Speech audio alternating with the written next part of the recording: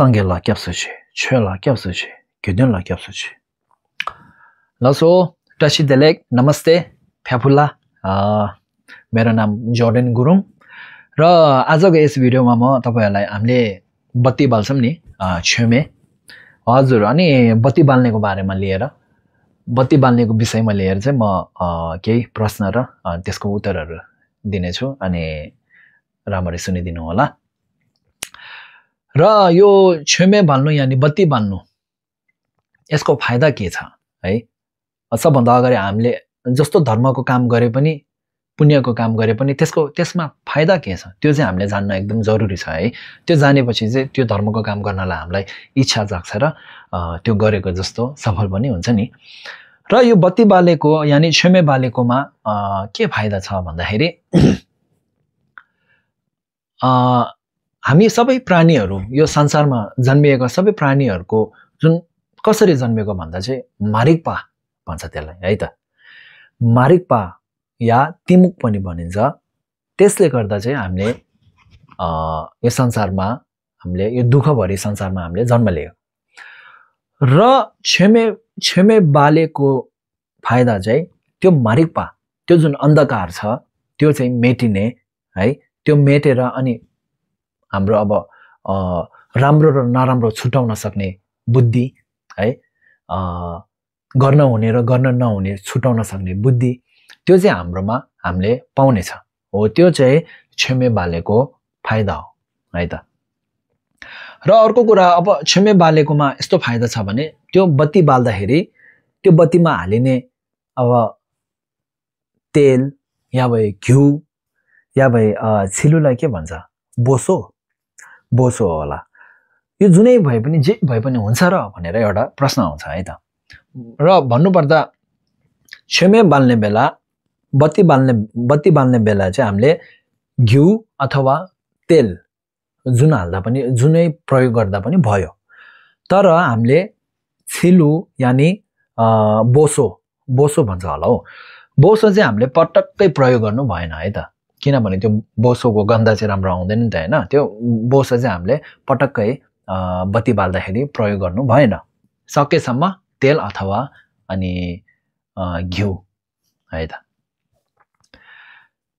र हामीले बत्ती बाल्दाखेरि जुन ढोंग्रे भनिन्छ जुन त्यो बीचको त्यो जुन छ नि बत्ती बाल्दाखेरि बीचमा हामीले हाल्छ नि ढोंग्रे है त ढोंग्रे हैन त्यो ढोंग्रे चाहिँ कसरी बनाउने केले बनाउने भनेर प्रश्न आउँछ र हामीले सबै जनाले गरे चाहिँ सबै जग्गामा देखेको चाहिँ ढोंग्रे चाहिँ हामीले कपास है त कपास भनिन्छ हैन कपासले बनाउँछौं है त्यो सही हो र कुनै जग्गामा कुनै त्यस्तो पात रुखको पातहरुले पनि बनाउने गर्छ रे है त्यो पनि हुन्छ र कसैले कपडा हैन कपडाले बनाएको पनि देखिन्छ त्यो पनि हुन्छ है तर जुन एउटा भुरे भनिन्छ है त एउटा जो किराले बनाएको एउटा कपडा जस्तो हुन्छ नि भुरे हो त्यसले चाहिँ त्यो प्रयोग गरेर चाहिँ हामीले बत्ती बाल्नु भएन छेमे बाल्नु भएन किनभने त्यसबाट चाहिँ त्यो किराले बनेको हुँदाखेरि चाहिँ त्यसबाट चाहिँ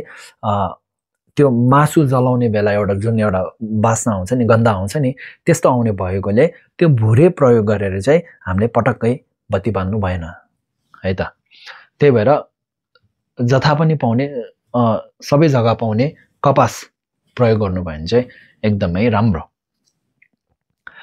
र अर्को कुरा के आउँछ भन्दा चाहिँ जुन त्यो अब छेमेको बीजमा हाल्ने ढोंग्रे छ हैन कपास त्यो ढोंग्रे बनाउँदाखेरि त्यसको बीजमा चाहिँ सोक्सिन भनिन्छ जुन चाहिँ अब लट्ठी हाल्ने गरिन्छ नि त्यो लट्ठी हाल्नु के आवश्यकता छ कि छैन त्यो लट्ठी हालेको फाइदा छ कि छैन कस्तो हो त्यो लट्ठी हाल्नु र नहाल्नुमा फरक छ कि छैन भनेर प्रश्न आउँदो रहेछ है त र यो किताब अनुसार के भनेको छ भन्दा अब हुन त हामीले बत्ती बाल्नु छेमे बाल्नु भनेको प्रकाश है त्यो छेमेबाट त्यो बत्तीबाट आउने प्रकाश जुन चाहिँ लाइट छ हैन लाइट प्रकाश त्यो प्रकाश हामीले चढाएर चाहिँ त्योबाट चाहिँ हामीलाई पुण्य कमाउने हो हैन र त्यो साथै तपाईले यदि जुन त्यो अघि भने ढोंग्रे त्यो बनाउने बेला त्यो बीचमा एउटा लट्ठी हाल्नु पर्यो नि त हैन त्यो लट्ठी मिठो बास्ना आउने लट्ठी है त्यस्तो हाल्नुभयो भने त्यो बास्नाबाट पनि तपाईले पुण्य कमाउन सक्नुहुन्छ भनेर भन्नुभएको छ। र त्यो जुन यो किताब अनुसार चाहिँ मैले बुझे अनुसार त्यो ढुङ्ग्रे बनाउँदाखेरि चाहिँ त्यो बीजको सोक्सिङ जुन लट्ठी छ त्यो चाहिँ जसरी भए पनि चाहिने रहेछ है त। तर हुनु त अब हामीले कति ठाउँमा देख्छौँ त्यो हामीले सानो सानो छेमेहरू बाल्छन् नि हैन, मन्दिरतिर गुम्बातिर है।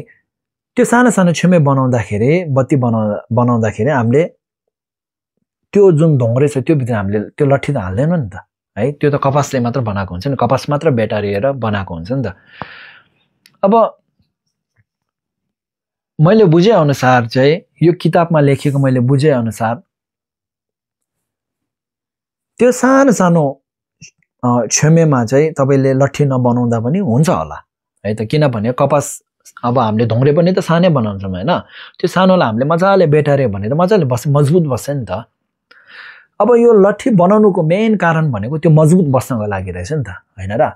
जस्तै अब मानौँ तपाईकोमा छेमे बाल्ने त्यो जुन कोङ छ त्यो चाहिँ छेमे बाल्ने थैली चाहिँ तपाईकोमा ठुलो छ भने त्यसको लागि ढुङ्ग्रे पनि ठुलो बनाउनु पर्यो नि। र अब कपास मात्रैको भरमा त तपाईले त्यो ढुङ्ग्रे चाहिँ लट्ठी पनि नहालिकन त मजबुत बनाउन गाह्रो हुन्छ नि त हैन र। त्यही भएर पनि भनेको होला कि सोक्सिङ चाहिँ चाहिन्छ भनेर, त्यो भित्र काठ हाल्नुपर्छ भनेर भन्ने कारण पनि त्यो होला है त। त्यो चाहिँ हामीले अब फेरि अब यताउता सोधपुछ गरेर बुझ्नु पर्यो। र अब पहिलाको समयमा कसैले सुन चाँदीको त्यस्तो सोक्सिङ बनाउने त्यस्तो पनि देखेको रहेछ है त है। र अन्तमा गएर अब अन्तमा भन्दा पनि यो प्रश्नसँगै जुटेको एउटा के कुरा आउँछ भन्दाखेरि हामीले छेमे बाल्ने बेलामा जुन त्यो छेमेको ढुङ्ग्रे छ है त्यो चाहिँ एकदम हाम्रो बाक्लो पनि नगर्ने है, एकदम मोटो नगर्ने है। एकदम मोटो गर्यो भने के हुन्छ, आगो ठुलो बाल्छ र अनि छेमे एकैचोटि सकिन्छ है, त्यो पनि गर्नु भएन। र एकदम मसिनो ढुङ्ग्रे एकदम मसिनो बनाएर त्यो पनि नगर्ने, एकदम ढिलो बाल्ने है त्यस्तो पनि नगर्ने है। ठिक्क मिलेको अनि बाल्नु पनि एकदम जरुरी रहेछ है त। र यो अर्को कुरा के आउँछ भन्दाखेरि अब यो चाहिँ एकदम आवश्यकता रहेछ है, यो क्वेसन चाहिँ एकदम इम्पोर्टेन्ट रहेछ, यो चाहिँ हामीले एकदम बुझ्नुपर्ने रहेछ। के छ भन्दा हामीले छेमे बाल्ने बेलामा आजकल धेरै अब किराहरू आएर मर्ने गर्छ है, खास गरी पुतलीहरू है र ससाना किराहरू धेरै आएर छेमेमा त्यो बलिरहेको छेमेमा चाहिँ उनीहरू एकैचोटि त्यहाँ डुब्की लगाएर चाहिँ मर्ने गर्छ नि त। त्यसो भइरहेको बेला अब त्यो बेला हामीले के गर्नु पर्यो, त्यसमा हामीले सल्युसन के छ है भनेर एउटा प्रश्न आउँछ। भन्दाखेरि हामीले छेमे चढाउनु बत्ती चढाउनु भनेको त्रिरत्न यानी साङ्गे छे घ्युदिन है, बुद्ध धर्म सङ्घ है, खास यी तीनलाई चाहिँ हामीले बत्ती चढाउने गर्छन्। र बत्ती चढाउनु भनेको उहाँहरू खुसी हुनका लागि चाहिँ हामीले बत्ती चढाएको हो नि त।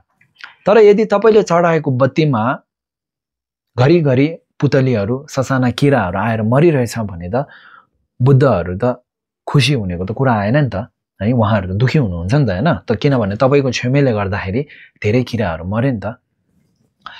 भन्दाखेरि अब त्योमा हामीले के गर्नु त, अब छेमे नबाल्नु बत्ती नबाल्नु त्यस्तो त हैन नि त।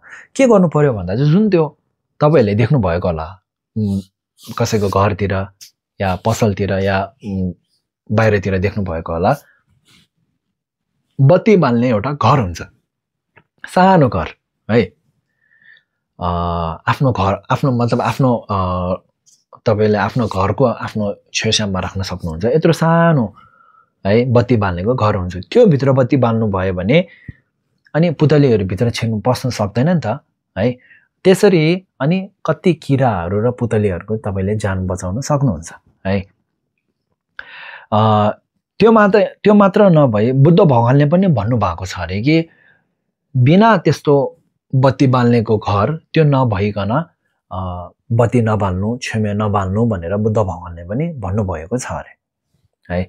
त्यसकारण चाहिँ हामीले सकेसम्म चाहिँ आफ्नो घरको लागि त्यो बत्ती बाल्ने एउटा सानो घर हुन्छ यत्र है, तपाईले देख्नु भएको होला। हो त्यो हुन चाहिँ एकदमै जरुरी रहेछ। र अनि त्यो साथै तपाईले अब छाप पनि राख्नु पर्यो। त्यो हामीले देखेको होला तपाईहरुले, छेमेहरु बत्तीहरु बालिसकेपछि हामीले यसरी छाप हान्छौं नि है, हो त्यो पनि हुनु पर्यो है त। र अर्को कुरा के आउँछ, छेमे बाल्ने बेला कस्तो सोच लिनु पर्यो भनेर है। अनि खास गरी यो चाहिँ अब छेमे बाल्ने बेला मात्र नभई तपाईले पुण्यको काम, धर्मको काम जस्तो गर्नु भए पनि त्यसमा चाहिँ हामीले के सोच हुनुपर्छ भन्दाखेरि म मात्र नभई है, मेरो आफन्तहरु, मैले मनपर्ने मान्छे तिनीहरु मात्र नभई सारा अब सबै प्राणीहरुले चाहिँ सबै प्राणीहरुले सुख पाउन्, दुःख नहुन् है। संसारमा अनि दुःखभरि संसारमा जन्मिरहेको त्यसको मूल के छ त्यो चाहिँ सबैको हटेर जाउन् है, सबैले अनि सुख पाउन् भनेर त्यस्तो सोच लिएर चाहिँ हामीले धर्मको कार्य जस्तो भए पनि सकेसम्म बिहान उठ्ने बित्तिकै त्यस्तो सोच लिनु चाहिँ एकदमै जरुरी छ है त। र अनि अर्को कुरा, बत्ती बाल्ने बेला, छेमे बाल्ने बेला के पढ्नु पर्छ भनेर कुरा आउँछ है, प्रश्न आउँछ। र त्यसमा बत्ती बाल्ने बेला, छेमे बाल्ने बेला पढ्ने जुन पाठ छ त्यो सबैको त्यो धेरै थरीका पाठहरु छ है। अनि जुन हामीले पढिरहने चाहिँ मार्मे मेलम भनिन्छ, त्यसको चाहिँ म अलग्गै भिडियो बनाउँछु है। अनि त्यो तपाईले हेरिदिनु होला। अनि सक्नु भयो भने तपाईले त्यो मनमा हालेर या अथवा तपाईले छेमे बाल्ने बेला त्यो बजाउनु भए पनि हुन्छ है, त्यसो गर्न सक्नुहुन्छ। र अब अहिलेको समयलाई लिएर एउटा प्रश्न के आउँछ भन्दाखेरि तपाईले देख्नु भएको होला, जुन आजकल इलेक्ट्रिक है इलेक्ट्रिक छेमे, इलेक्ट्रिक बत्ती हुन्छ नि, देख्नु भएको होला, पसलतिर बेच्छ नि आजकल हैन। त्यो तेल र घिउ त्यस्तोले बाल्ने हैन, इलेक्ट्रिक बटर ल्याम्प है, इलेक्ट्रिक छेमे बत्ती चाहिँ तपाईले देख्नु भएको होला। त्यो बाल्दाखेरि फाइदा छ कि छैन, कसैले भन्छ त्यो बालेको फाइदा छैन भन्छ हैन। र त्यो बालेको फाइदा छ कि छैन भनेर प्रश्न आउँछ।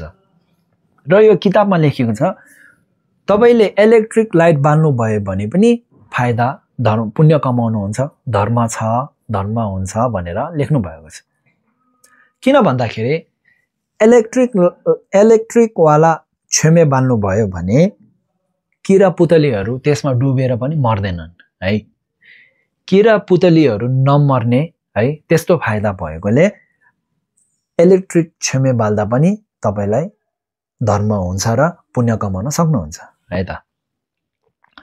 र अन्तिम प्रश्न के आउँछ भन्दा, जुन त्यो छेमे बाल्नेको कोङ छ, छेमे बाल्नेको थैली छ, त्यो चाहिँ महँगो, यानी महँगो, जति महँगो त्यति राम्रो हो कि कस्तो हो भनेर है।